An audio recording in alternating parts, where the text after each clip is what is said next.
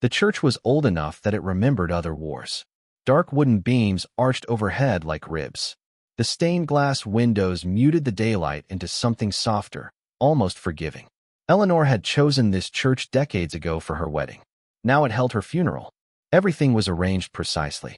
Soft gray lilies, cream-colored programs, a closed mahogany casket at the front, polished to a reflective shine. No music beyond the organ. No excessive speeches. Eleanor had hated spectacle. Daniel sat in the front row. He had not slept the night before, but no one would have guessed.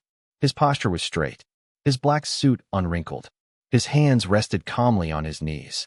His eyes were open, steady, attentive. Too attentive. Grief, when public, follows a recognizable rhythm. Shoulders curl inward. Hands tremble. Breath breaks. Tears gather, fall, get wiped away. Daniel did none of those things. He watched. He watched Eleanor's sister fumble through her speech, her voice cracking on the word beloved. He watched their son, Matthew, who stared at the floor as if looking up might cause something inside him to shatter. He watched the guests file into pews and measure him quietly. Some mistook his stillness for strength. Others felt something colder. Eleanor had died 3 nights earlier. A fall down the staircase. It was late. The house had been quiet. Daniel had told the paramedics she must have slipped. The hospital declared it a tragic accident. Daniel had repeated that word to everyone. Accident. He had said it so many times that it began to feel rehearsed. The priest began the homily. He spoke of endurance, of partnership, of a marriage that had lasted 37 years. Daniel nodded once at the appropriate moment. He did not cry. When the service concluded, the funeral director invited immediate family for a final private moment with the casket before the burial procession. Daniel stood first. He approached alone. The mahogany lid had been opened earlier for viewing, but was now sealed. Eleanor had insisted on a closed casket. She never liked being seen vulnerable. Daniel placed both hands on the polished surface. He stood there. 1 minute. 2. 5. Too long. Eleanor's sister, Margaret, shifted in place behind him. The silence thickened. Margaret stepped closer and heard something. Daniel was speaking. Not praying. Not weeping. Speaking. His voice was low, measured, almost conversational. "You always said I'd never survive without you," he whispered. "You were wrong." Margaret froze. Daniel continued, barely audible. "You always needed to win." His lips moved in precise patterns, as if finishing a thought he had been holding for years. Margaret stepped back quietly. She did not confront him. Outside, the sky had turned a pale, exhausted gray. At the cemetery, Daniel's composure remained unchanged. When the casket was lowered, Matthew's breathing became erratic. Margaret wrapped her arm around him. Daniel did not move. That evening, during the reception at the house, guests crowded the kitchen with paper plates and murmured condolences. The house still smelled faintly of Eleanor's lavender soap. Daniel stood in the center of it all and announced, calmly, "I'll be putting the house on the market." Conversation stalled. "So soon?" Margaret asked.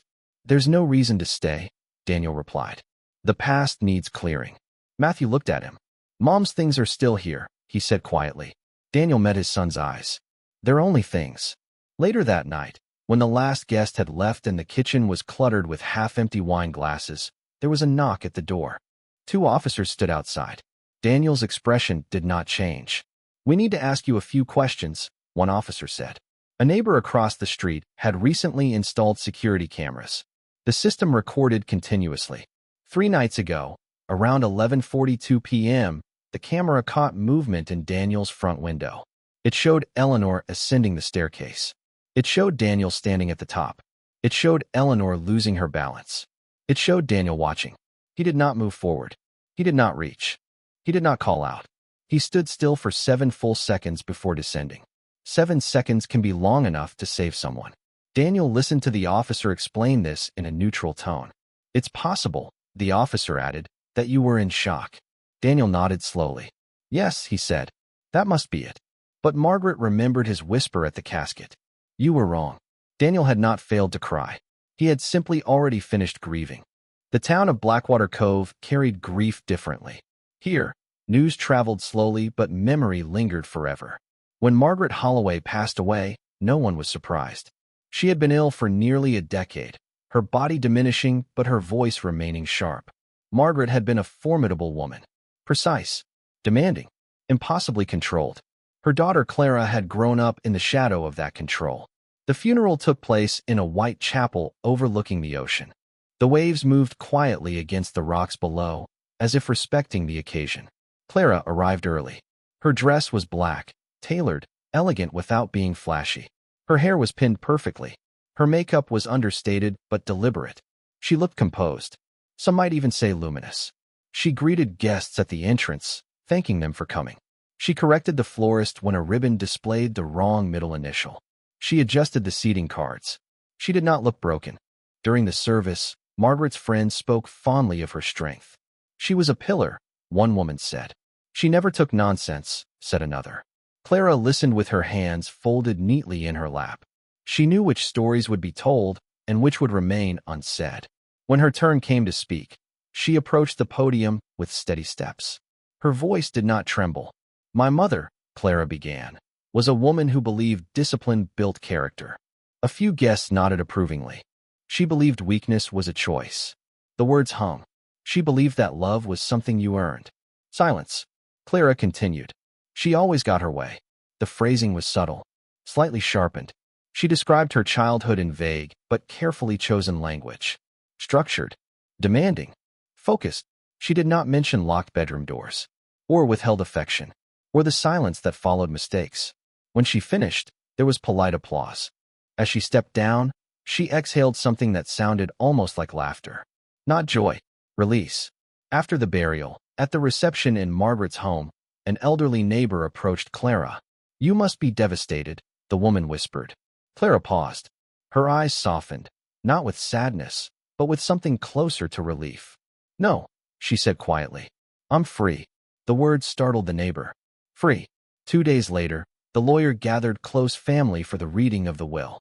Margaret had rewritten it 6 months prior.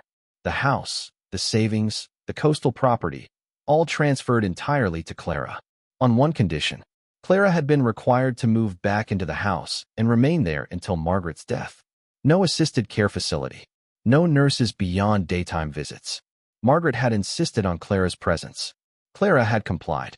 Neighbors had heard arguments through open windows. The sharp echo of Margaret's voice. Clara's silence afterward. For months, Clara had endured it. The demands. The criticisms. The old patterns resurfacing like ghosts. And now it was over. The day after the funeral, Clara stood alone in the living room. The house was quiet for the first time in years. She removed a framed portrait of her mother from the mantel. She did not smash it. She did not cry. She simply placed it face down in a drawer. Freedom, she understood now, does not always arrive wrapped in joy. Sometimes it arrives in the absence of a voice that once controlled the air you breathed. At the funeral, Clara's smile had not been inappropriate. It had been survival. Mr. Hawthorne had shaped generations.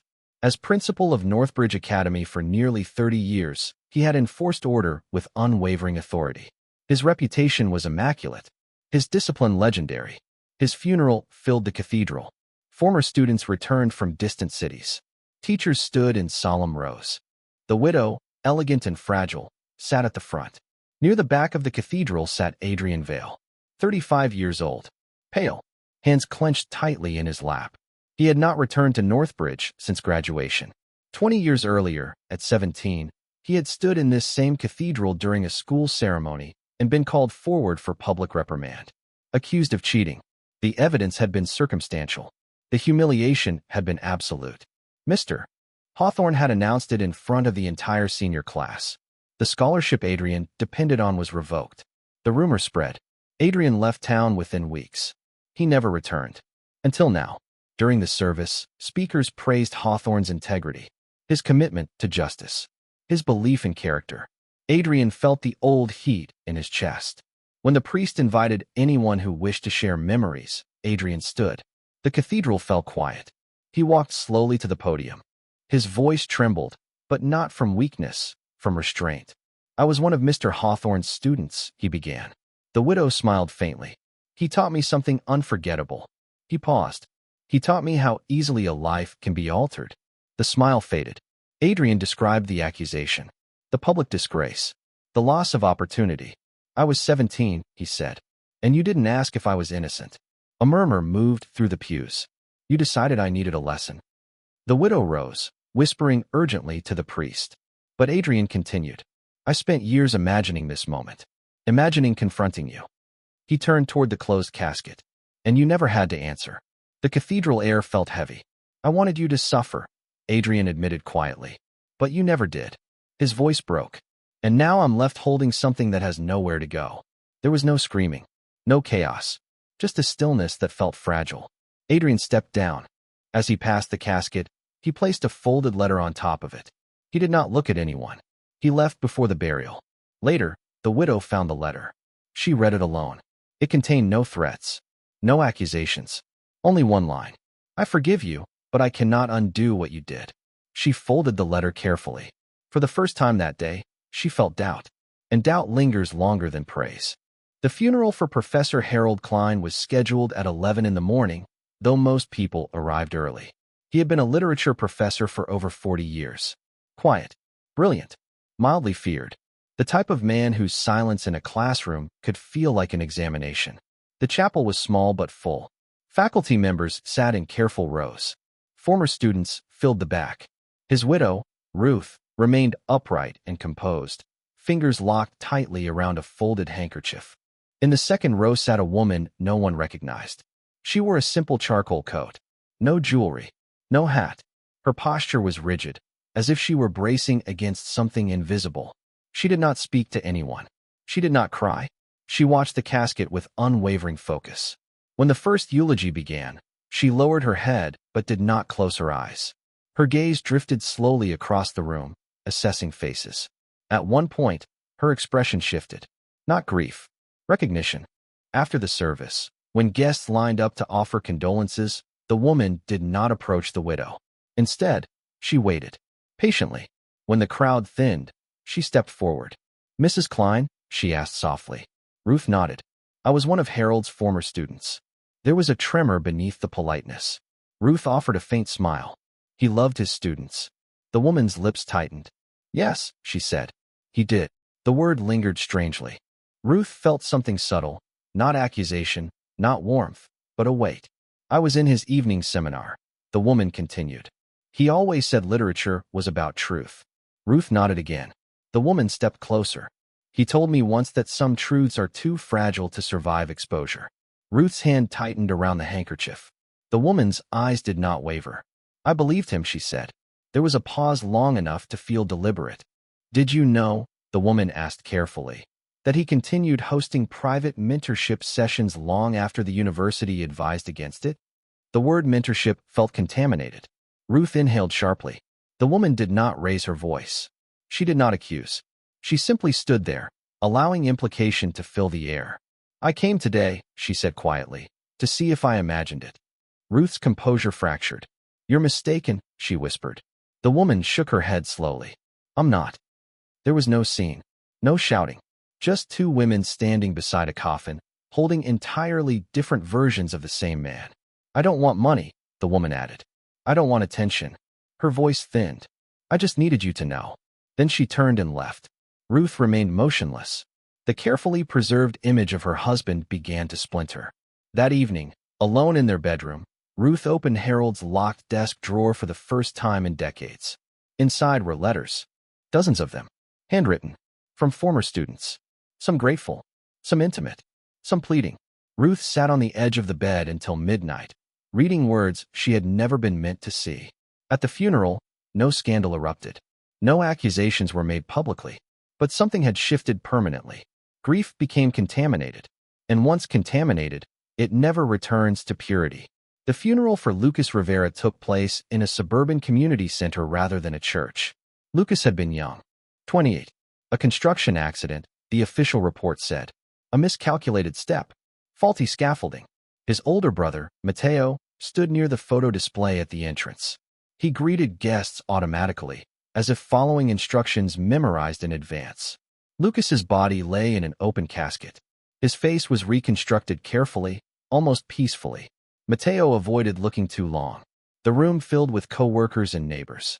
Stories circulated about Lucas's generosity, his laughter, his easy charm. Mateo nodded politely. He did not correct anyone, During the open microphone portion, several colleagues spoke about safety regulations, about how tragic the accident had been. Mateo felt his jaw tighten. He knew the accident had not been random. Lucas had complained repeatedly about loose harnesses, about rushed deadlines, about supervisors who dismissed concerns. 2 weeks before his death, Lucas had shown Mateo photographs on his phone. "They're cutting corners," Lucas had said. Mateo had told him to be careful. He had not told him to report it. He had not insisted. He had not pushed. When the microphone passed to Mateo, the room grew quiet. He walked slowly to the front. His hands trembled slightly, though his voice did not. "My brother," he began, "was not careless." The room stilled. He told people when things weren't safe. A supervisor in the third row shifted in his seat. "He wasn't reckless," Mateo continued. "He was ignored." The word landed heavily. Several co-workers lowered their eyes. Mateo swallowed. "I could have done more," he admitted. Silence. "I could have pushed him to file a complaint. I could have gone with him." His voice cracked for the first time. "I didn't." There was no shouting. No accusation shouted directly, but the implications spread like ink in water. After the service, several workers approached Mateo privately. They admitted concerns. They admitted fear. Within a month, an investigation reopened. Lucas's death was reclassified. Negligence. Corporate oversight. At the funeral, Mateo had not screamed. He had simply refused to let the convenient version survive. Sometimes silence protects the powerful. Sometimes breaking it protects the dead. Months passed. Daniel's trial began quietly. Evidence was circumstantial but persuasive. The 7 seconds on video replayed repeatedly in court. 7 seconds. Daniel maintained composure until the prosecution played audio recovered from his phone, a voice memo recorded earlier that evening. Eleanor's voice.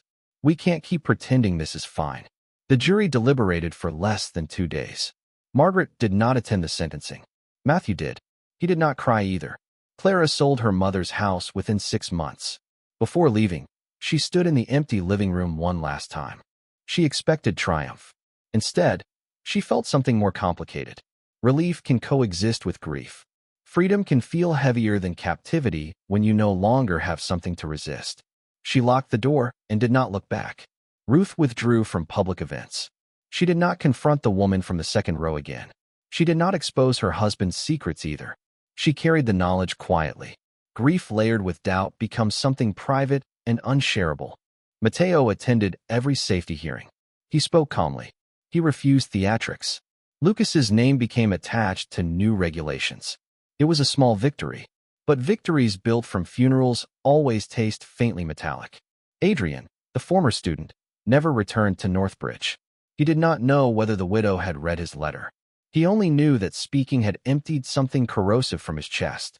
Funerals are meant to close stories, but often they begin new ones.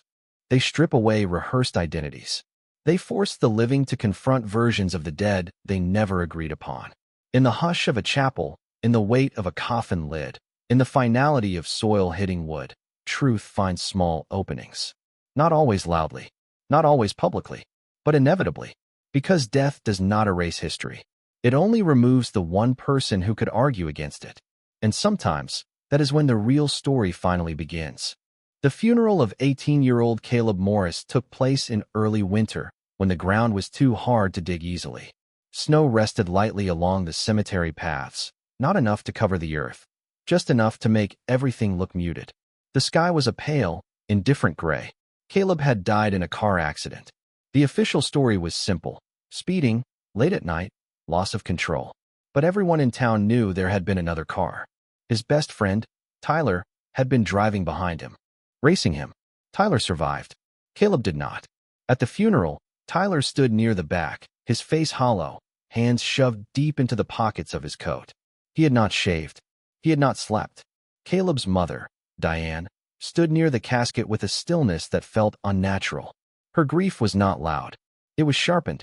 During the service, the pastor spoke about forgiveness, about tragic mistakes, about youth and poor judgment. Diane did not bow her head. When the time came for open remarks, she stood unexpectedly. No one tried to stop her. She approached the podium slowly, each step deliberate. "My son," she began, her voice steady, "trusted the wrong person." A murmur moved through the crowd. Tyler's breath caught. Diane did not look at him. Speeding was not new, she continued. But racing was. Her eyes finally lifted, not to Tyler, but to the space slightly above him. I warned him, she said quietly. I warned him about people who think risk makes them feel powerful. Tyler's knees weakened. Diane's voice did not tremble. You were his brother, she said, finally turning toward him. And you let him compete with death. The pastor shifted uneasily. The crowd held its breath. I don't forgive you, Diane said. No shouting. No hysterics. Just a sentence placed carefully in the center of the room. Tyler's lips parted as if to speak, but nothing came out. I may someday, Diane added, her voice thinning. But not today. She stepped down. The funeral resumed. At the graveside, Tyler approached Diane. I'm sorry, he whispered. Diane studied him, not with rage, but with something more complex. You should be, she said. She turned away. Tyler remained standing as the casket was lowered. Sometimes forgiveness is demanded too quickly. Sometimes grief refuses to cooperate with what the living finds socially acceptable. And sometimes, the most honest thing spoken at a funeral is the refusal to absolve.